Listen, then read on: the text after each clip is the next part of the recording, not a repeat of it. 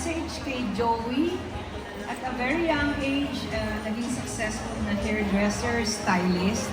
So yan po yung mga gusto namin mangyari sa bawat Filipino stylist sa ating bansa. Of course, thank you po, Ma'am Evelyn, and congratulations kay Joey, who has been our dear friend for a very long time.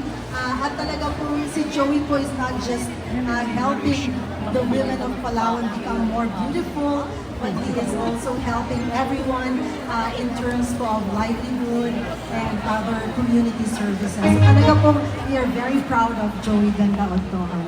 Thank you very much po for this award. Joey, anong masasabi mo sa iyong career dito sa Metro Manila aside din sa iyong mother base sa Puerto Princesa, Palawan? Okay naman po. Mapapayo ko lang sa mga hairdresser na bata, huwag kayong tumingil. Pag tumingil ka,